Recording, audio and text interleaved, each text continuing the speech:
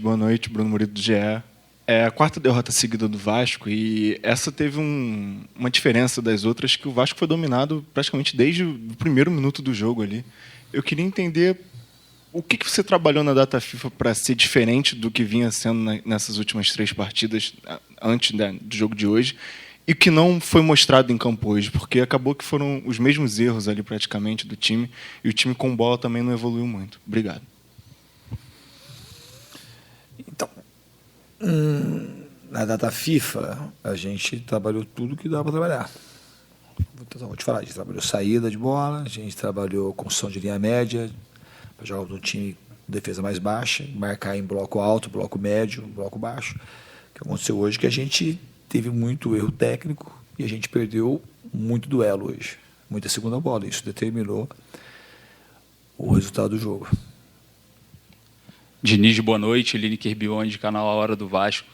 Eu queria entender o que você pensou em relação ao Ryan nesse jogo, que é condicionado pelo Verratti um afastamento dele da zona mais perigosa do campo, que é a grande área. Você impulsionou muito o Ryan durante aquela sequência de vitórias, jogando como centroavante. E hoje a gente observou que o Ryan era mais um assistente de lateral, estava acompanhando o Marlon o jogo inteiro, e quando não acompanhou, o Amuso foi lá e fez o segundo gol. Eu queria entender o que você pensa em relação de tirar o seu jogador mais letal, que finaliza melhor, o mais veloz, o melhor que você tem hoje no 1 contra 1, até fisicamente falando, da área mais perigosa do seu adversário. Queria que você explicasse isso para o torcedor. Obrigado. Então, a explicação para isso não é difícil. A melhor jogada do Ryan, as duas melhores jogadas do Ryan foi quando ele jogou de ponta, não de centroavante. Então, o espaço que tinha para ele jogar, hoje melhor, mesmo se ele tivesse centroavante, muito provavelmente tinha tirado ele para o lado para poder jogar, porque a gente não conseguiu jogar pelo corredor central. Então, eu não acho que hoje, se o Ryan jogasse por dentro, ele teria feito uma partida melhor do que ele fez hoje. E ele não ficou de assistente de lateral. Ele pouco voltou até a última linha lá. E o lance que ele, como você mesmo disse, foi o Marlon que fez o gol. A gente perdeu, não teve nada a ver com o Ryan. A gente perdeu uma bola, estava no nosso pé, a gente perdeu uma bola e teve um contra-ataque. Então, não era o Ryan que ia marcar o ponta. Ele uma vez marcou o ponta do adversário. E eu nem trouxe o Ryan para acompanhar o Marlon. O Ryan praticamente veio até o meio, fechava, e se a gente roubasse a bola, era uma condição de contra-ataque. Mas, obviamente, isso não impede dele jogar, muito pelo contrário, de centroavante, como ele vinha jogando. Quando ele jogou de centroavante, teve uma pergunta de um colega seu na entrevista passada: por que você está jogando de centroavante se ele rende melhor do lado? Então, existe um certo condicionamento pela derrota do que aconteceu no jogo, mas eu não acho que o Ryan hoje, se ele jogasse mais por dentro, teria mudado muito o cenário, porque não era a questão de um jogador ou outro. A gente errou muito tecnicamente, Lineker, muito. Então, a gente não chegou. Se ele estivesse na frente, a gente ia chegar pouco. A gente chegou pouco como é que o Ryan na frente, que ele teria feito hoje de muito diferente se a gente não conseguia entrar com a bola de uma maneira mais clara no último terço do Grêmio. Então, quando a gente entrava, a gente estava errando a maioria dos passes e cedendo contra-ataque. A gente jogou errado hoje e mal. As duas coisas. Principalmente o primeiro tempo. O segundo tempo, a gente, quando voltou de uma maneira mais equilibrada, mas a gente tomou o gol, a bola que estava no nosso pé, a gente cedeu para o adversário, cruzaram, raspou no Robert Renan, tirou o Barros da jogada. E aí o jogo com 1-0, o Grêmio, acho que ele fez um primeiro tempo bem melhor que o Vasco. Jogou o segundo tempo melhor também, mas o primeiro tempo foi uma diferença muito grande. Eles finalizaram 16 vezes no primeiro tempo. Acho que 4 ou 5 no segundo. A gente precisa melhorar, mas não acredito que foi por conta do Ryan, ter tirado o Ryan da zona central e ter colocado ele na ponta. Aqui, Diniz, boa noite. Eduardo Alves, Vava Brasil. Para essa partida de hoje, eu tive a percepção, se você fica à vontade para questionar, do Vasco mais forte pelo centro do campo, não explorando tanto a ponta. Eu queria entender se foi uma estratégia pensada para essa partida, por base do estudo no adversário, ou se foi uma consequência do jogo mesmo. No primeiro, a gente estava jogando com um jogo mais de aproximação, mas a gente não achei que a gente jogou na faixa central do campo, não. Achei que a gente jogou muito com o jogo de aproximação muito forte do lado esquerdo, mas a gente estava errando as jogadas no meio do caminho. E estava ficando um jogo que para o Vasco não era interessante, um jogo de transição rápida, que é um jogo porque o Grêmio, hoje, talvez seja o time que faça mais gol de transição.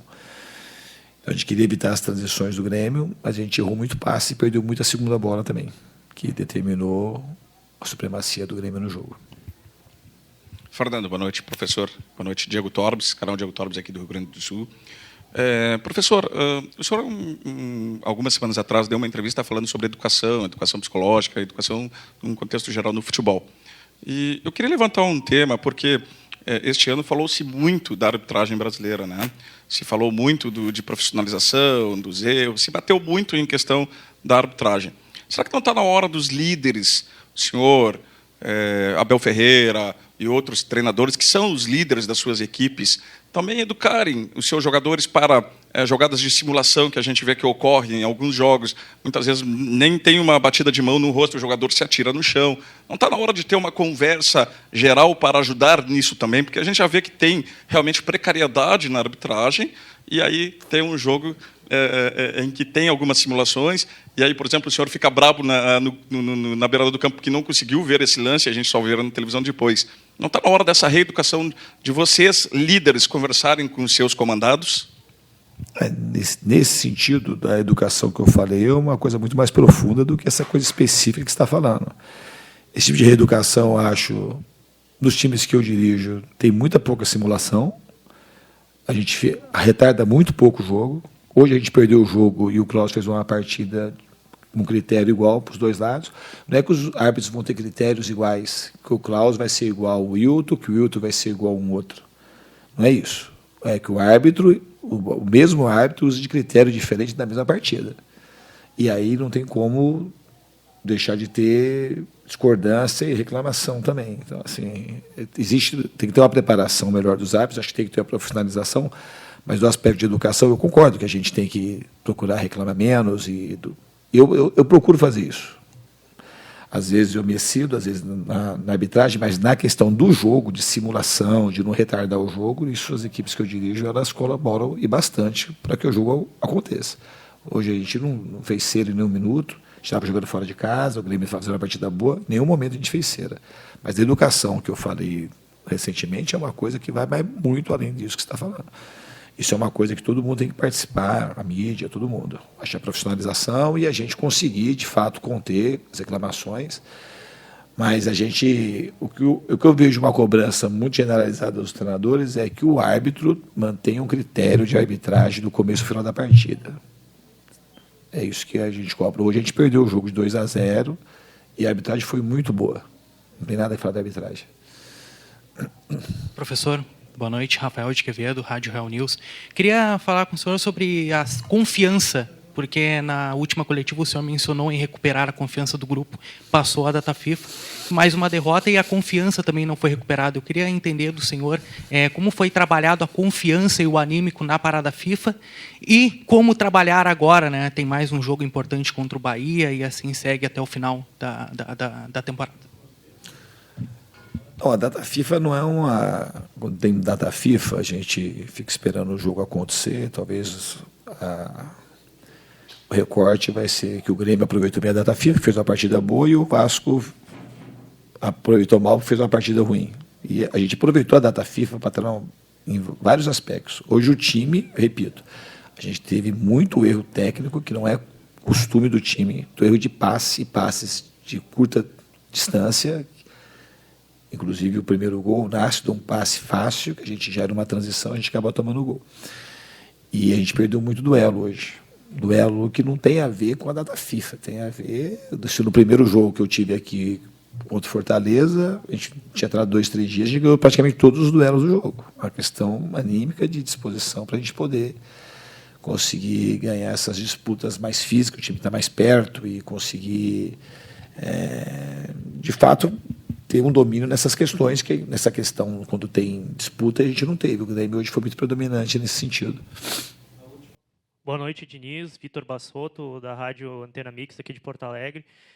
Eu gostaria de entender de que forma você avalia que essa sequência de 4 derrotas que o Vasco tem impacta para essas 4 últimas rodadas do campeonato e principalmente visando as semifinais da Copa do Brasil, a preparação, né, do Vasco para essas partidas muito importantes da Copa do Brasil, da semifinal. Muito obrigado. Na Copa do Brasil não impacta nada, que a gente não está pensando na Copa do Brasil. A gente tem que pensar, descansar o time, recuperar e pensar só no Bahia. Quando perde sequencialmente, de fato, pode existir um abalo de confiança, ou poderia, mas é uma coisa que a gente tem que retomar, olhar para dentro, corrigir nossos erros, se juntar mais e procurar subir, como a gente aconteceu em outros momentos de baixa durante o campeonato. Obrigado, Fernando Diniz.